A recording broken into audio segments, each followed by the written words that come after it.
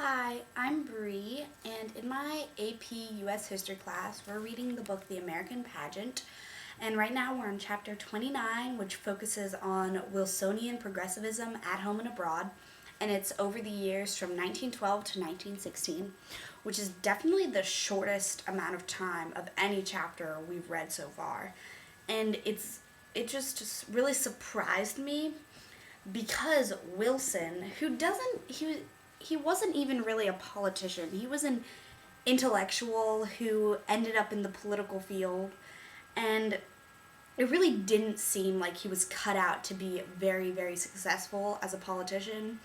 He didn't have that big personality, that thing that draws people in. He didn't really have that. So it was amazing that him not really being the political type, not the politician, just an intellectual, the president of Princeton University, who then came into the political field, became a minority president, and yet in his first 18 months in office, he was able to accomplish almost all of his campaign promises. His big campaign promise he was gonna scale this wall, the triple wall of privilege, which consisted of the tariff, the banks, and the trusts.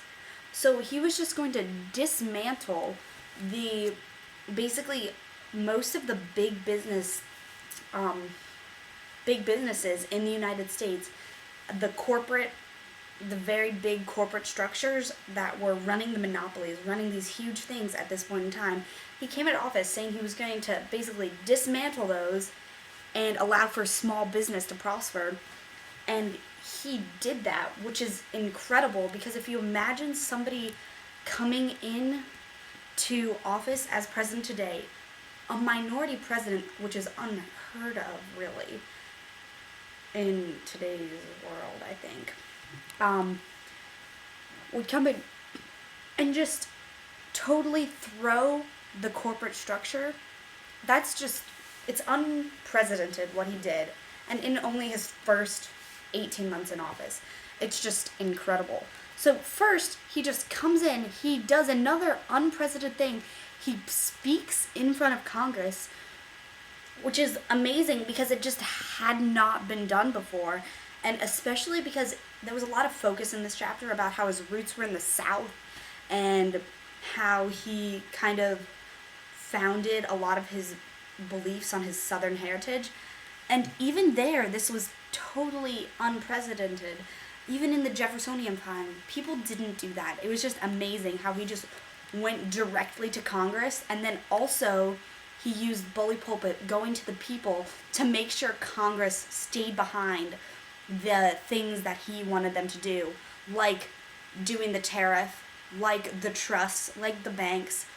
If he hadn't gone straight to the people and had them stay behind him, none of these things would have actually passed. They would have been like, yeah, we're going to do this, but then with all the lobbyists and stuff, nothing would have ended up happening. And I think lots of times in our political life today, that's something that doesn't happen.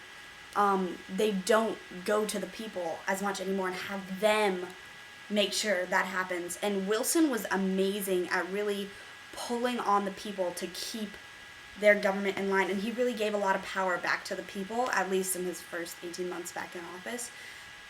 And I was just really amazed at how much he was able to get done in such a short period of time, especially compared to today, when it seems like nothing is ever happening in Congress and in the government. They're just putting things off longer and longer. And here, so many things that persist onto today, like the Federal Reserve and the Federal Trade Commission and all this stuff, they started then in his first 18 months in office as a minority president of somebody who wasn't even really a politician, which, I don't know, it just really, really amazed me. So that's what I thought was cool. Thank you.